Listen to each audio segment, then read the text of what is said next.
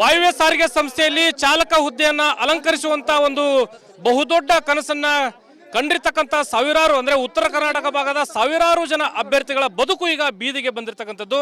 ಯಾಕಂದ್ರೆ ರಾಜ್ಯ ಸರ್ಕಾರ ಮಾಡಿರ್ತಕ್ಕಂಥ ಕೇವಲ ಒಂದೇ ಒಂದು ಎಡವಟ್ಟಿನಿಂದಾಗಿ ಉತ್ತರ ಕರ್ನಾಟಕ ಭಾಗದ 7-8 ಜಿಲ್ಲೆಗಳ ಒಂದು ಅಭ್ಯರ್ಥಿಗಳ ಒಂದು ಕನಸು ಈಗ ನುಚ್ಚುನೂರು ಆಗ್ತಾ ಇದೆ ಅಂತಕ್ಕಂಥ ಒಂದು ಆರೋಪ, ಒಂದು ಅಸಮಾಧಾನ ಇಲ್ಲಿ ಕೇಳಿ ಬರ್ತಾ ಇದೆ. ಯಾಕಂದ್ರೆ ವಾಯುವ್ಯ ಸಾರಿಗೆ ಸಂಸ್ಥೆಯಲ್ಲಿ ಕಳೆದ 2019ರಲ್ಲಿ ಏನು ಕರೆ ನೀಡಿರ್ತಕ್ಕಂಥ ಒಂದು ಅರ್ಜಿಗೆ ಅಂದರೆ ಚಾಲಕ ಹುದ್ದೆಗೆ ಈಗಾಗಲೇ ಈ ಭಾಗದ ಉತ್ತರ ಕರ್ನಾಟಕ ಭಾಗದ 7-8 ಜಿಲ್ಲೆಗಳ ಅಭ್ಯರ್ಥಿಗಳು ಅರ್ಜಿಯನ್ನು ಸಲ್ಲಿಸಿದ್ರು. ಆದರೆ ಈಗ ಏಕಾಏಕಿ ರಾಜ್ಯ ಸರ್ಕಾರ ಮಾಡಿರ್ತಕ್ಕಂಥ ಎಡವಟ್ಟಿನಿಂದಾಗಿ ಇವರ ಕನಸು ಈಗ ನುಚ್ಚುನೂರಾಗ್ತಾ ಇದೆ.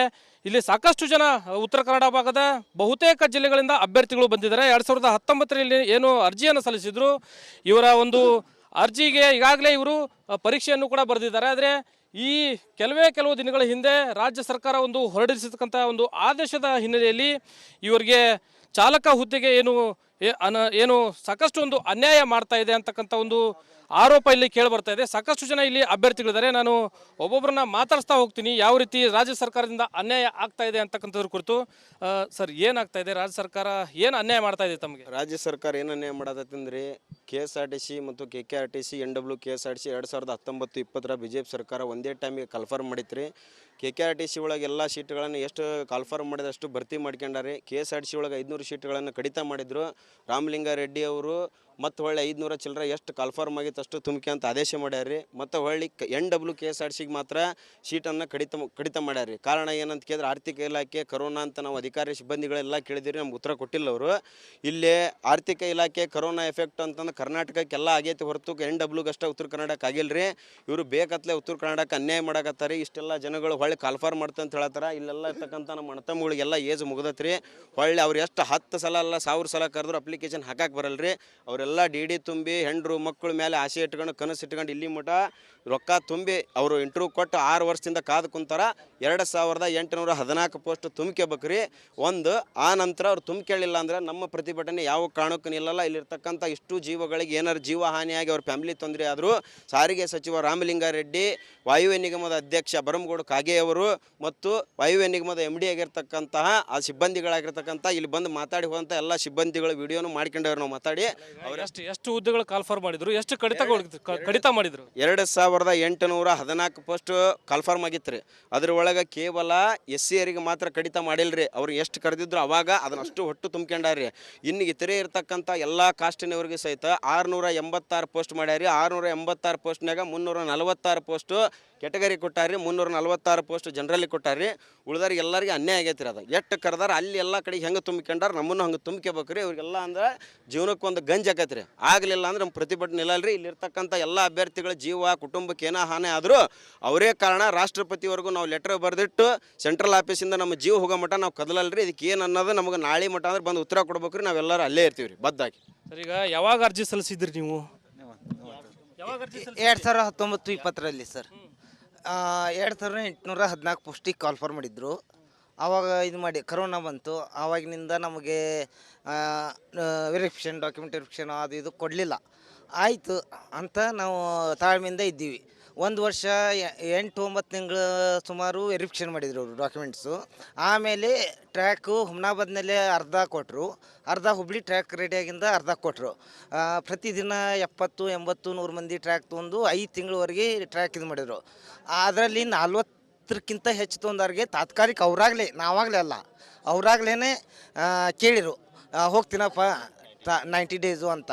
ನಮ್ಮದು ಉದ್ಯೋಗ ಅದೇ ಪ್ರೊಫೆಷ್ನಲ್ ಡ್ರೈವರ್. ಕಡೆ 2800ಕ್ಕೂ ಅಧಿಕ ಹುದ್ದೆಗಳನ್ನು ಕರೆದಿದ್ರು. ಇದರಲ್ಲಿ ಏಕಾಏಕಿ 2814 ಅದೇ ಈಗ ಏಕಾಏಕಿ ಇಷ್ಟು ಹುದ್ದೆಗಳನ್ನ ಕಡಿತಗೊಳಿಸಿ ನಿಮಗೆ ಈ ರೀತಿ ಅನ್ಯಾಯ ಮಾಡ್ತಾ ಇದೆ. ಇದು ಕಾರಣ ಏನು? ಕಾರಣ ಅಂದರೆ ಅದೇ ಇವಾಗ ಪ್ರೆಸೆಂಟ್ ಇಲ್ಲಿ ಸಿದ್ದಾಪಜ್ಜನ ಗುಡಿಯಲ್ಲಿ ಮಾತಾಡಿರಲ್ಲ ಅಧಿಕಾರಿಗಳು, ಆರ್ಥಿಕ ಆದೇಶ ಆಗಿದೆ. ಅದಕ್ಕೆ ನಾವು ಇದು ಮಾಡಿ ಅದು ಯಾವಾಗ ಗೊತ್ತಾ sir, last month 80% track pass ಆಗಿದ್ದಾರೆ. ಆವಾಗ ಏಕಾಏಕಿಯಾಗಿ ಅದು ಲಿಖಿತವಾಗಿಲ್ಲ, ಯಾವ ಪ್ರಕಟಣೆಯೂ ಇಲ್ಲ. 1000 ಪೋಸ್ಟು ಅಷ್ಟೇ ತಗೋರು, ಅದು ವಿತ್ ಬ್ಯಾಕ್ಲಾಗ್ ಹಿಡ್ಕೊಂಡು ಹೀಗಾಗಿ 40ಕ್ಕಿಂತ ಹೆಚ್ಚು ಏನು ಟ್ರ್ಯಾಕ್ನಲ್ಲಿ ಪಾಸ್ ಮಾಡಿದಾರಲ್ಲ ಅವರಾಗ್ಲೇ ಖುದ್ದಾಗಿ ಫೋನ್ ಹಚ್ಚಿ ಅಥವಾ ಅಲ್ಲೇ ಟ್ರ್ಯಾಕ್ನಲ್ಲಿ ನೀವು ತಾತ್ಕಾಲಿಕ ಮಾಡ್ತೀರಾ ಅಂದಾಗ ನಮ್ಗೆ ಉದ್ಯೋಗ ಸಿಕ್ಕರೆ ಸಾಕು, ಫಸ್ಟ್ ಲಿಸ್ಟು ಅಥವಾ ಸೆಕೆಂಡ್ ಲಿಸ್ಟ್ನಲ್ಲಿ ಬಂದ್ರೆ ಸಾಕು ಅಂತ ನಾವು ತಾತ್ಕಾಲಿಕ ಮಾಡ್ಲಿಕ್ಕತ್ತೀವಿ. ಮಾಡಿದ್ರು ಇವಾಗ 49 ಇಲ್ಲೇ ನಮ್ಮ ಫ್ರೆಂಡ್ಸ್ ಸಹೋದ್ಯೋಗಿಗಳು ಅದಾರ 48 ಹೊಡೆದವ್ರಿಗೂ ಲಿಸ್ಟ್ ಬಂದಿಲ್ಲ.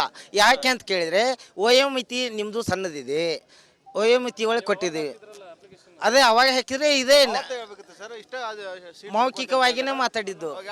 ಒಂದು ಕಡೆ ಸಾವಿರಾರು ಸಂಖ್ಯೆಯಲ್ಲಿ ಅಭ್ಯರ್ಥಿಗಳು ಅರ್ಜಿಯನ್ನು ಹಾಕಿದ್ರಿ, ಎಲ್ಲೋ ಒಂದು ಕಡೆ ರಾಜ್ಯ ಸರ್ಕಾರ ಈ ರೀತಿ ಏಕಾಏಕಿ ಈ ಹುದ್ದೆಗಳನ್ನು ಕಡಿತಗೊಳಿಸಿರುವಂಥದ್ದು ಈ ಅಭ್ಯರ್ಥಿಗಳ ಜೀವನ ಜೊತೆ ಚೆಲ್ಲಾಟ ಆಡ್ತಾ ಇದೆ ಅನಿಸ್ತಾ ಇಲ್ವಾ? ಒಂದು ಲೆಕ್ಕಕ್ಕೆ ಸರ್ ಅದ ಹಂಗೆ ಅನ್ಸಾವುದ ಸರ್ ನಮಗೆ. ನಮ್ಮ ಅದೇ ಅದೇ ಅದೇ ನೀವು ಹೇಳಿದ ಪ್ರಶ್ನೆ ಹಂಗೆ ಅವರು ಅದೇ ಥರನಾಗಿ ಮಾಡಾವ್ತಾರೆ. ಯಾಕಂದ್ರೆ ಜೀವನದ ಚೆಲ್ಲಾಟನ ಆಡತ್ತಾರ. ಆಮೇಲೆ ಇವರು ಸಪೋಸ್ 90 ಡೇಸ್ ಅಂತಂದು ಇವರು ತೊಗೊಂಡಾರ. ಈಗ 90 ಡೇಸ್ ಮುಗ್ಯಾಕೆ ಬಂದು ಸಪೋಸ್ ಅವ್ರು 90 ಡೇಸ್ ಮುಗಿದ ತಕ್ಷಣ ಇವ್ರಿಗೆ ತೆಗೆದು ಹಾಕಿಬಿಡ್ತಾರ. ಅವ್ರ ಮನಸ್ಸಿಗೆ ಏನಾಗತ್ತೆ ರೀ, ಪ್ರೆಸೆಂಟ್ ತೊಗೋಬಾರ್ದಿತ್ತು, ಟೋಟಲ್ ಒಮ್ಮಕ್ಲೆ ಕರಿಬೇಕಿತ್ತು. ಈಗ 90 ಡೇಸ್ ತೊಗೊಂಡು ಇವ್ರದ್ದು ಮಾರ್ಕಸ್ ಕುಂತಿಲ್ಲ ಅಂತಂದು ತೆಗೆದು ಬಿಡ್ತಾರೆ. ಅವ್ರದ್ದು ಜೀವನ ಅವ್ರಿಗೆ ಮರ್ಯಾದೆ ಹೋತಂದ್ರೆ ಅವ್ರ ಜೀವನಕ್ಕೆ ಹೊಣೆ ಯಾರ್ರಿ? Contact base. ಆಮೇಲೆ ಇವರು ಆರ್ಥಿಕ ಪರಿಸ್ಥಿತಿ ಹಿಂಗಾಗೈತಿ, ನಮ್ಮ ಕಡೆ ಪೋಸ್ಟ್ ಇಲ್ಲ ಅಂತಂತಾರೆ. ಪೋಸ್ಟ್ ಇಲ್ಲ ಅಂತಂದ್ರೆ ಗುತ್ತಿಗೆ ಆಧಾರ ಮೇಲೆ 11 ತಿಂಗಳ ಮಟ್ಟಿಗೆ 40,000 ಪೋಸ್ಟ್ ತೊಗೊಂಡಾರ. ಈಗ 1000 ಮಂದಿಗೆ ಮಾಡ್ಕೊಂಡಾರೆ. ಬ್ಯಾಕ್ಲಾಗ್ ಹಿಡ್ಕೊಂಡು 1000 ಮಂದಿಗೆ ಇವ್ರು ತೊಗೊಂಡಾರ ಸರ್. ಈಗ ಉಳ್ಕಿದ್ದು ಇನ್ನೂ 1800 ಚಿಲ್ಲರ್ ಪೋಸ್ಟ್ ತೊಗೋಬೇಕು. ಅದ್ರಾಗ ನಂದು ಲಿಸ್ಟ್ ಆ ಲಿಸ್ಟ್ನಾಗ ನನ್ನ ಹೆಸರು ಬರಲಿ ಬರದೇ ಇರಲಿ, ಒಟ್ಟು ಕಂಪಲ್ಸರಿ ಆ 2800 ಹುದ್ದೆ ಭರ್ತಿ ಮಾಡ್ಕೋಬೇಕು ಇವ್ರು. ಇದೇ ನಮ್ಮ ಮನವಿ, ಮತ್ತೇನಿಲ್ಲ ರೀ. ಸರ್ಕಾರ ಈ ತಮ್ಮ ಮನವಿಗೆ ಈಗಾಗಲೇ ಒಂದು ಕಡೆ ಅನ್ಯಾಯ ಮಾಡ್ತಾ ಇದೆ ಅಂತ ಹೇಳ್ತೀರಿ. ರಾಜ್ಯ ಸರ್ಕಾರ ಸ್ಪಂದನೆ ಮಾಡದೆ ಹೋದ್ರೆ ಮುಂದಿನ ನಡೆ ಯಾವ ರೀತಿ ಇರುತ್ತೆ? ಮುಂದಿನ ನಡೆ ಈಗ ನಮ್ಮ ಸಹೋದರರು ಇದಾರ ಹೇಳ್ಯಾರ ಸುನೀಲ್ ಅವರು, ಅದೇ ಪ್ರಕಾರ ಅವ್ರ ಬೆಂಬಲ ನಾವು ಮಾಡ್ಕೊಂಡು ನಮ್ದು ಇದು 2800 ಪೋಸ್ಟ್ ಆಗೋ ಮಟನೂ ನಾವು ಧರಣಿ ಮಾಡೋರೆ. ಅಷ್ಟು ಮಂದಿಗೆ ತೊಗೊಳ್ರಿ. ಅದ್ರಾಗ ನಂದು ಬರಲಿ ಬರದೇ ಇರಲಿ, ಅದು ನಮ್ಗೆ ಬ್ಯಾಡ್ರಿ. ಅದು ಬರಲಿ ಬರದೇ ಇರಲಿ ನಮ್ಗೆ ಸಂಬಂಧ ಇಲ್ಲ ರೀ. 2800 ಪೋಸ್ಟ್ ಏನು ಕರೆದಿದ್ದಾರಲ್ಲ ಅದು ಕಂಪಲ್ಸರಿ ಅವ್ರು ತುಂಬಿಕೊಳ್ಳೇಬೇಕು. ಅದಕ್ಕೆ ನಮ್ಮ ಹೋರಾಟ ಇರ್ತದೆ.